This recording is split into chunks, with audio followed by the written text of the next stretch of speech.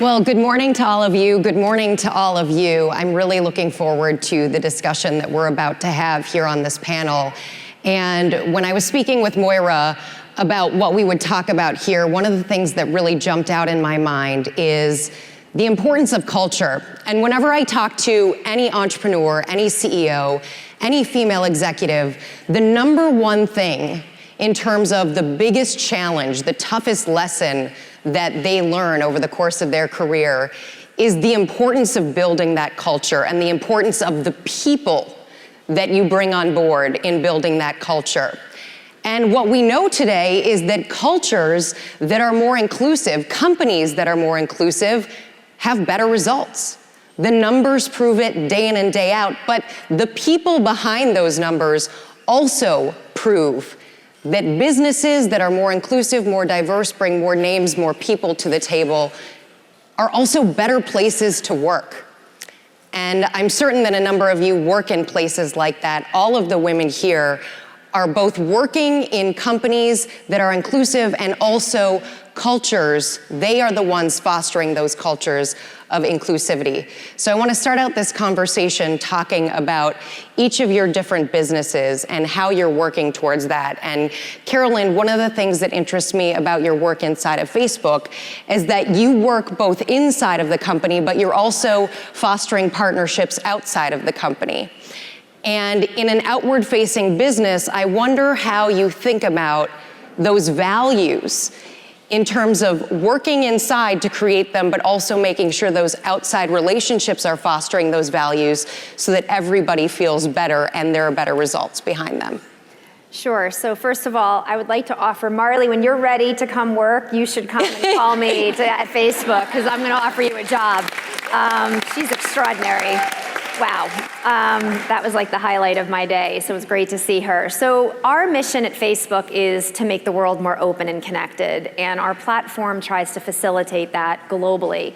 But it also sends a very important message culturally. So what does it mean to be an open and connected culture within Facebook and how we work with our partners? It means that you have a shared set of values about how you operate. It means that you operate transparently, with full accountability, and with a foundation of trust. And so at Facebook, the way we think about culture is very much tied to our mission in terms of connecting the world. An important part of that, though, is in order to have an open and connected culture, you have to be a culture that thrives on diversity and inclusion. And if you think about, we have 1.9 billion people on the platform from virtually every part of the world except China. Hopefully that'll happen at some point in the future. And that means that we have to have people that represent the 1.9 billion people and to have cognitive diversity within our culture so that we understand what it means to come from different socioeconomic backgrounds. Different backgrounds across every form of diversity is very, very important. And a very tangible example of that is, I'm sure many of you right now have a smartphone. Probably all of you have a smartphone in front of you. And you probably have a whip-fast connection, whether you're on Wi-Fi or 4G or some type of LTE connection. But a huge part of the people that use our platforms are from emerging markets who don't have access to that, who either are not connected yet or who have 2G. And so we have set up programs to sensitize our engineering teams to understand what is it like to use Facebook and Instagram or Messenger or WhatsApp on a 2G connection.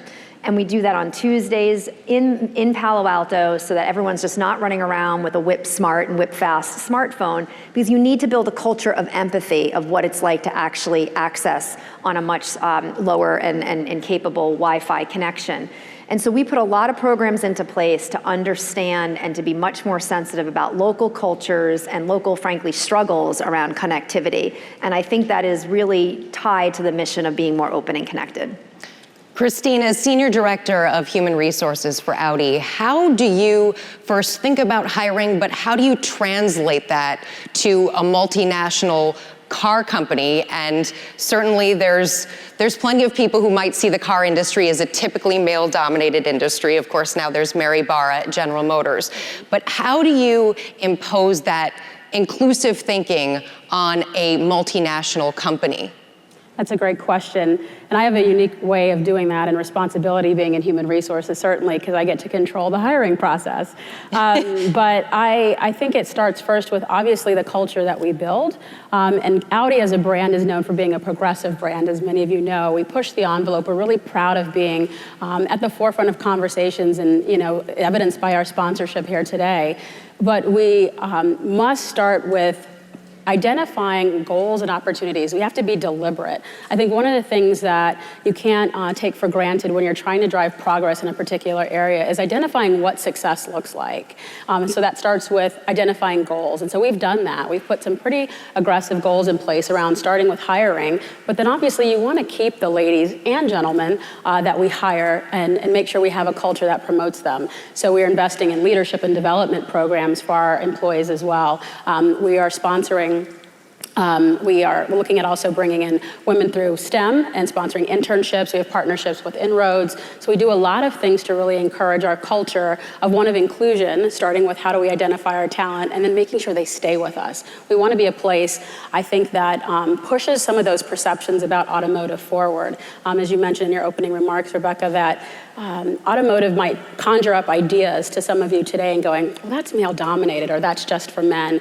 And that's not true. And many of us think about that for lots of areas and lots of places. And I think demystifying what it means to work in automotive, if you have a particular interest or skills, you can bring that forward in this industry. So let no opportunity be a barrier for a woman to enter. And so we're really proud of the work we're doing there. I think you bring up such an interesting point, Christine, about demystifying what your industry means and just demystifying that path to success. Mm-hmm. And Jacqueline, in your role running AFI Fest, it's intriguing to me because you are someone who has the ability to push content, any type of content. And it's sometimes and many times that content that helps demystify paths to success, that helps change social norms and narratives. How do you think about both the content in your festival, but also the people that you bring to the festival? Well, at AFI Fest, it's an international film festival that is run by the American Film Institute in Los Angeles. And so there are two components. There's, yes, the hiring, the staffing of the festival, but then also the curating of the work. And both are very much interrelated. So one of the really important things that we do is I've certainly made a point of hiring more women as programmers. So 5 of our 6 programming staff, our lead programmers, are actually women, which is quite rare at international film festivals. If you look at the programming teams at, say, Sundance or the Cannes Film Festival or the Berlinale, and it's been really great in terms of results. 2 years ago, we had 7 out of 11 of our films in competition were directed by women. Last year, 50% of them were directed by women.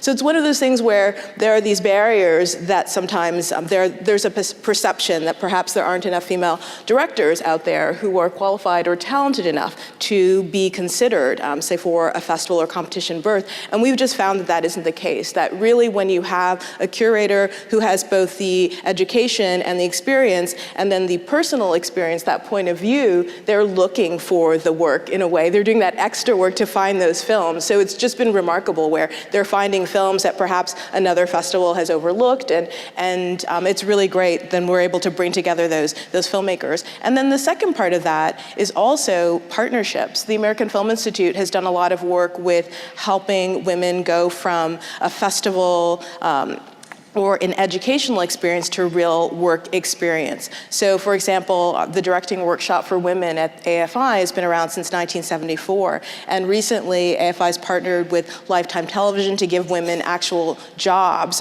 working on shows after they finish that program. Also with 20th Century Fox, we've also partnered with Audi to create a scholarship. So matching both education and that festival experience and then providing a job for women after those experiences is really, really key, and something that we're working at doing more of even at the festival level. Making sure it's not just a one-time thing, that there's a continuation of that support. Show of hands, how many of you have been to a Soul Cycle class in this room? Okay, so most of you have been, and then you realize how important the culture is, how important the momentum and the spirit and the energy that you feel in that environment is. And Melanie, as CEO of SoulCycle, which is a huge company and growing every day, how do you make sure that that energy translates now to multiple studios in multiple places across the country? Yeah, so I've been involved with this business since we had 7 studios in New York, and today we have close to 80 studios in 15 markets in North America. And I think when we started the momentum with the business, that was our biggest question, was this is a live experience, live production business. Does it scale? Can we scale it? Can we keep the momentum, and can we keep the energy up? And what we realized really quickly was getting clear on our core values was going to be what was most important for us, to hire and train and retain as many people as we could as we opened 8 and then 15 and then 18 studios across the country. So we've been very aligned on 10 things that we stand for internally, and we say all the time we hire more for attitude and aptitude and alignment with our values than we do for experience. We invest a ton in training and development and ongoing retention of our teams, because once we find you and we have you as part of the culture, we really want you to stay with us, and we'll teach you anything you need to know. And I think the greatest example of that for us is our instructor training program. You know, we now have 300 of the top talent in, I would say, around the world teaching for us every day. And we always say that we don't hire really from the fitness industry. We look for people with varied backgrounds, so former athletes, dancers, cheerleaders, people that come from a team environment, because we believe it's a lot easier to find someone who can hold the energy of a space than it is to teach someone to count backward from 8. So we teach them all of that, but we look for that energy and that raw passion, and then just invest a ton in training and development. And I think the hardest thing that I have certainly learned over the years is when you bring someone in quickly and they're not a cultural fit or a core value alignment with your team, you gotta make that change fast. Mm-hmm. Because especially with a business that's our size, much smaller, and that's growing really quickly, is every person really does matter. And every person, I always say they're either rowing the boat or they're drilling holes in the back. And you gotta make sure everybody's rowing with you when you wanna keep scaling and keep that momentum and keep that culture authentic and true. I think you raise a really interesting point, and I'm sure that every person in this room has dealt with on some level that person or people or group that's drilling holes in the back of the boat. So to use that metaphor, I'm curious, Melanie, when you've faced something along those lines, how have you addressed it? I think what I've learned is having a really honest conversation around people's motivation. I see that you're not contributing to the work in the way that I saw before. I see that you didn't come to the meeting where we're talking about this new initiative. Why is that? And really understanding the psychology behind it. Oftentimes when you're growing a business and you're bringing in new people, you have to continue to innovate and adapt and challenge yourself. Some people get really tied up in what used to be. So I have this phrase that I say a lot to my team, which is up until now. Up until now we did it this way, but why don't we try it that way? And I think when people don't get aligned with that kind of thinking, you just have to have a really honest conversation and say, look, I loved it when there were 20 of us sitting in Snuggies under the HVAC in the studio and we only had 7 locations and we weren't sure if we were gonna make it too. But now we have 80 studios, and now we have ambition to go global, and now we have opportunities to go into new business lines because of the power of the brand that we didn't have before. That's where we're going. And if you feel more startup vibe in your life, let's find you a place to be. And I think having those really honest conversations, and especially with our workforce, A, is very young, which is wonderful for the business and the energy of the brand. And B, I'm proud to say we're 80% female-led in our field operation. And I think as a female-led and founded business, we do have this obligation to have these honest conversations with these young women about their careers and where they want to take it. I would say more times than not, we're able to sort of pivot people back in and keep everybody moving, but sometimes it's just not a fit anymore, and I think we just have to have that honest conversation to say, let's find you something else. Christine, when it comes to transforming culture, talk about some of the challenges that you've faced and how you've overcome them. That's a great question. I think one of the things with transforming culture is it starts at the top, whether, when you have the senior executives saying, I support this and I believe in this. And at Audi, I'm very pleased to say that we have that support. Scott Keogh, as our president, absolutely 100% supports this. And when I came in to the organization just shy of a year ago, this effort of Drive Progress was already underway. And he said, Christine, Now that you're here, I'd like you to champion this and move it forward. So it was a great opportunity to come in. I think it's much more of a challenge when that's not in place. But we have a wonderful culture at Audi of supporting progress and moving things forward, whether it's whatever those conversations might be around women or progress in other areas. And so it starts at the top of having that culture of support. When that isn't in place, I think it can also happen ground up. I believe in the power of conversations happening at an organic level. We have a number of employee resource groups within Audi of America for women. We have a young professionals, and those conversations are just as important because those populations and those groups surface information and surface opportunities that we can pursue as a leadership team. I'm particularly plugged in with our professional Audi ladies, and using that organization as a way to start conversations, pulse things that we can do. One of the things we want to extend at Audi is starting to have real conversations with women about what are the barriers that we're not aware of as leaders that are making development, advancement, or even your perspective of wanting to ascend to another level a barrier? What is challenging you from looking at that? So we can start to tackle it. We take that very seriously and want to make sure that we have those conversations. So top line, obviously, support from a president is wonderful, but also those very organic and enriching lower level conversations that rise up as well. Carolyn, obviously Facebook is known as a very progressive company with a progressive culture. I wonder if you'll talk about a challenge that you have faced or that you think the company has faced and how that challenge was overcome in addressing this question of inclusion and creating a better culture for everyone. So one of the things that we observed in September of 2014, we pulse survey our employees twice a year, and it asks a number of questions. You know, are you tied and aligned to the mission? How long do you intend to stay? Does your manager care about you? Would you work at Facebook again? Would you recommend it? All sorts of questions. And we actually are very fortunate that we score very high on virtually most of those dimensions. But there were a handful that were low and concerning. Particularly on the business side that I have the privilege of being part of. And one of the questions stood out to me, which was around work-life. And I don't want to use the word balance in here, although that was originally how the question was worded, because I actually think the word balance is a whole set of issues I have with it. But it was around the concept of, do you think you can basically have a great career here and a great life? And the score was low. And ironically, it was low, but employees ranked it as not that important to them. And so the data would suggest that we shouldn't really go and invest in anything around that. But I went against the data and said, I think this is a very important metric and something that we have to really address. And so what we did is we looked internally to understand what that was. And again, it was one of the lowest scores we had, if not the lowest score at the time. I looked externally at other companies, and it turns out that mental health, work-related stress disorders, all of that is on the rise, costing companies billions of dollars in sick days, and employees are reporting a much higher level of stress than they ever have before in the history of any industrial revolution that we've had in the past. And I think a lot of it is due to, while as amazing as technology is, and you can work in anywhere you want to, on the other hand, you can be connected and accessible 24/7. And so the expectations are much higher.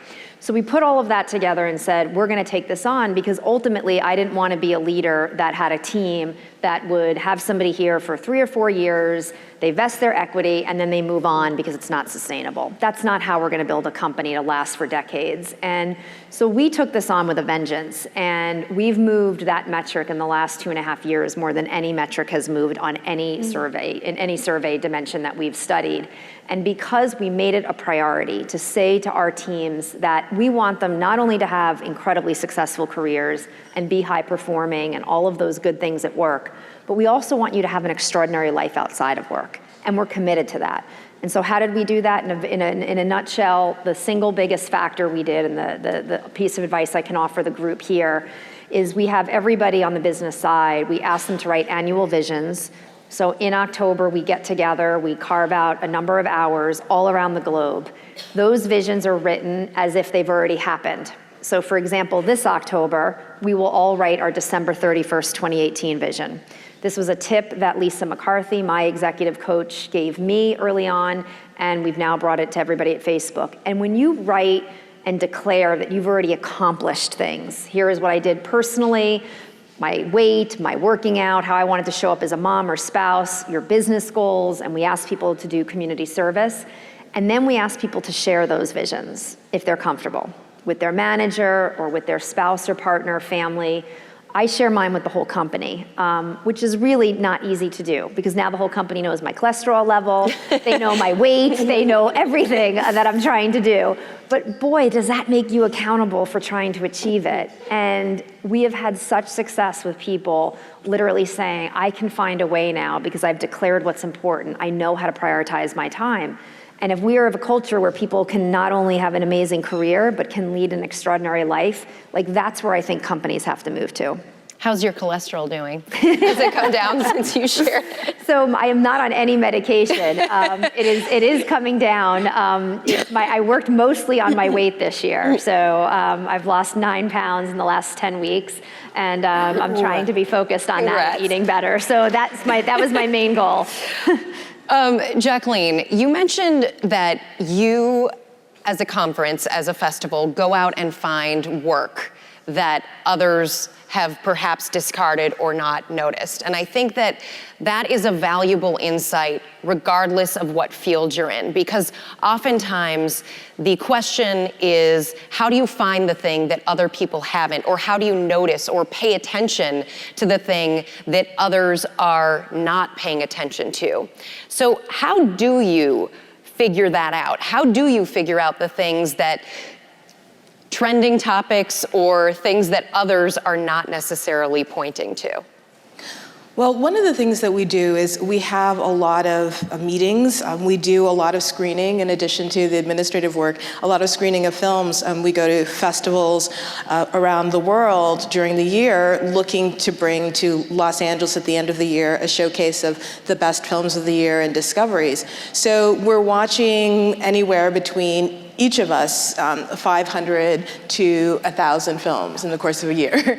And then during festivals, after festivals, we're meeting, we're talking about the films, we're going through notes.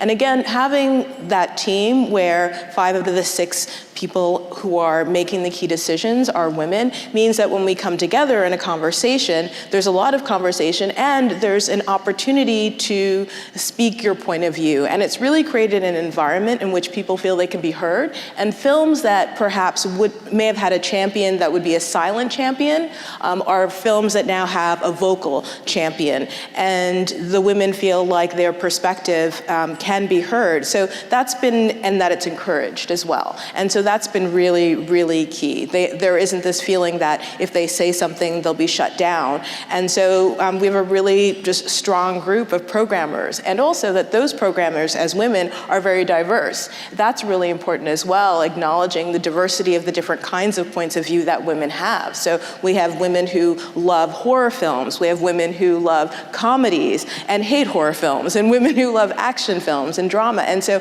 again, that mix of perspectives and point of views really brings together a program that I feel has an appeal to a much broader audience. And in Los Angeles, our goal is as well to both showcase these diverse films, bring master works, and to some extent, as best we can, influence the industry and influence what agents and managers are paying attention to. And one of the things I was saying earlier, I think, is it's really important, especially as we have these conversations, to think about how we talk about women's success. I was at the American Film Institute, I studied screenwriting just a year actually after Patty Jenkins, who also went to the American Film Institute.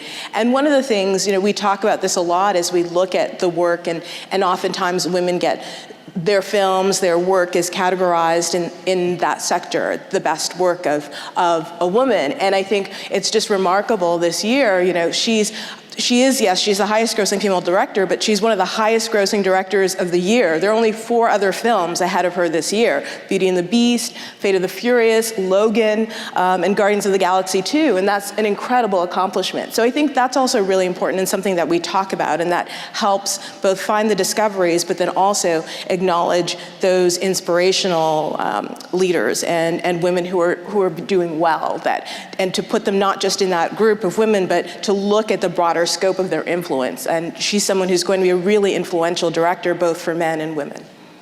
I'm wondering, because now all of you are so successful and at such high points in your careers, I want to talk about a moment in your career early on that you feel was a defining moment that helped get you to this point. Carolyn. I was fired, and it's something that I hadn't talked about publicly until a few years ago because it rocked my confidence so badly. But the quick story, I was at business school back in 97 through 99. It was the first .com bubble and craze, and everybody was starting up companies, and I was totally motivated to do the same, and found a partner who owned the domain name pets.com. We partnered together, raised $5 million while I was a second-year student, and we were all set to launch the business. I was gonna be head of business development. A new CEO was brought in, which was totally understood as part of the funding agreement. And I met with her and knew that we saw completely different perspectives about where the business was going to go. And so I flew back to Boston and walked into my dorm room, and there was a fax machine. Yes, I am that old. A fax machine from her basically saying I was fired. And it was 2 weeks before graduation. I had turned down every job offer that I had had. My dream was crushed. I was mortified. I didn't know what I was gonna do in terms of after graduation, and it totally rocked my world. And I share that now, and I'm sharing it more because you can sit here and look and say, okay, you guys all have reached this position and oh, it all looks great. There's things that happen as you move through your career. You may get fired, you may get laid off, you may have a very difficult, boss or manager situation. You may decide to take a few years off for whatever reason. There's so many different things that can happen. And what I would say is you have to somehow maintain who you are and have confidence in yourself. And for years, I was worried about talking about it. I was worried about getting fired again. If anything happened at work, I was like, I'm gonna get fired.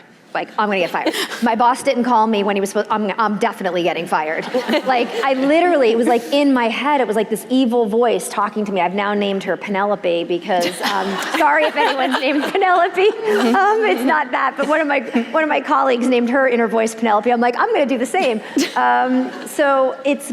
It can really rock you. And you know what? I just think it's important to share that we're vulnerable, we have failures. I make decisions all the time, and I'm like, why the heck did I do that? How can I be better? And I think the more we are open about that and authentic about it, it calms the pressure down of everybody feeling like everything needs to go up to the right. So your career needs to go up to the right. You have to move up the corporate ladder this way. You've got to get these grades and accomplish this and get this award. It's not all linear and it's not all perfect. And so I think that has shaped who I am in terms of trying to be a much more authentic, a much more vulnerable person as I interact with my colleagues and the external world. Christine, yes. I think this is a great question, and one of the biggest lessons I take in my career is just around storytelling. I think it's very powerful to hear the stories of women, hear the stories that you all hear during networking and talking to each other. And I think similarly, each of us has that defining moment or that experience that shapes us. And mine was probably 14 or so years ago. I was working for, I won't name the name, but I was working for one of the top management consulting firms. And that experience shaped me in two ways. It empowered me and gave me a voice, but it also helped me realize and come into myself as who I am. I came into that organization very early on after college and had very little work experience and had come from not having a great boss and just showed up, which I didn't realize, dejected, sort of not self-assured, that sort of thing. And one of my still mentors today kind of looked at me and she said, "What's wrong with you?" And I didn't even know how to answer that question. I was like, what, my clothes or my hair? And she was like, all of it. You're dressed like a man. I was in black suits or gray suits and a white shirt, nothing wrong with that. But she was just like, just what's wrong with you? And she could see something in my spirit that wasn't there. So that was very pivotal from someone stopping and a woman stopping and saying, whatever happened to you, you can change and you can overcome, and providing the environment to do that. And then fast forwarding, I was with that company for 8 years. Almost towards the end of my career, I hit that moment where I realized I was giving so much of myself to my career that I wasn't feeding myself. And I actually hit that burnout period. I stopped, I took a 3-month sabbatical and came back. And that was one of the most powerful things I've ever done in my career. That has redefined how I work, that has redefined the boundaries that I put around myself, and it gave me a voice to say no, which a lot of women don't do. Yes. Turn down things and say no. And protecting myself and being my own advocate was the most important thing, because no one else was gonna do it for me. So I learned from a woman, and I think women mentors are particularly important. I have a broad range of mentors, but there's something about another woman pulling you up or saying, you know, I believe in you, or I invest in you, or I think you can do it. That is so powerful when you see yourself in someone else. And then learning that voice to say, no, I'm not gonna do that. No is such a powerful word, and it takes a long time to learn to say that. Jacqueline, how about you? Well, you know, I was thinking first of a moment in the past, but a more recent, just in the past year, defining moment that I think speaks to what we're talking about today is that a group of women who I respect and admire a lot asked me to join a messenger group. And it's this really great group of women in Hollywood who are managers, producers, agents, work in the industry for unions, or run festivals, or work as curators. And the group is used, it's small but closed group, but it's used for all of those things kind of we're talking about. So when an agent is looking to go out to create a list for a directing job, they'll go onto the messenger group, and we're on it all day long, and they'll say, I need 3 names. Can anyone think of 3 names of 3 women? It's a cop story, it's a television show, we're shooting in Chicago. And so then we'll throw out names. Can I get an email address? Does anyone know who represents them? And it's really become this incredible, powerful little underground group in a way. And so it's one of those things that it really changed my perception it has of the ways in which there are the larger conversations, but then how do we take them into action in daily life? And it's something that honestly, I'm sometimes more in communication with them about these lists and really helping put forth the names of women for opportunities than I sometimes am with, say, senior management at my company. And I think it's just really exciting, because I feel like there are these little tendrils going out there that hopefully we'll see over the next couple of years result in more work. And we've started to. We see, directors like Ava DuVernay making a choice on her show to hire all female directors. And so I think those kinds of small things are really impactful. So to me, it's something that I know is going to change my approach to culture and to encouraging more women and uplifting more women in the years to come.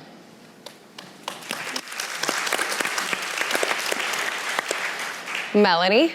So I think a really pivotal moment in my career, I started my career in business development, which means working within operating companies, coming up with strategies for growth, but then not really implementing them and handing them off to the operating teams.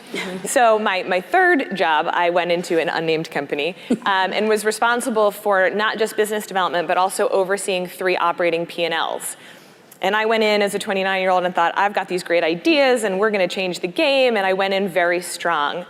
And what I should have done and what I learned in that process, being removed from the role 12 months later, was that listening is so important. And not listening to talk and not listening to share your idea, but really listening and understanding, whether it's your team, your partner, a different piece of the business, your board.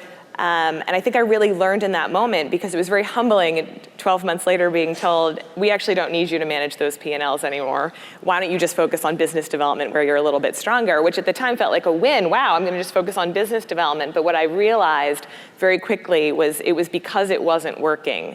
And it took real time for me to dig deep and understand why and how I'd gotten to that point. And again, what I learned was by coming in strong with your own ideas and not taking the time to learn up until now, what's made the P&L great? What's made the business line great? What's that department head's thought on where he or she wants to take the business. And by not really listening and building that relationship and paying that goodwill into the bank, I just don't think you're able to be effective as a leader.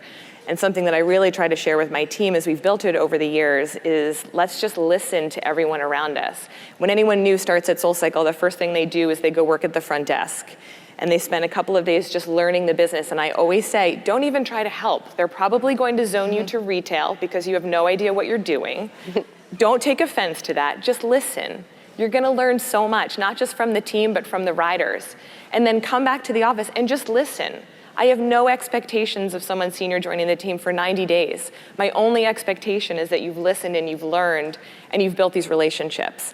But I think had I not had that taken away from me at that point in my career, I probably would not have become the listener that I am and instilled that culture in the team that I've built. Really great conversation, all of you. Melanie, Jacqueline, Carolyn, and Christine. Oh, and Penelope. Right? Thank you so much. Really appreciate it. Thank you.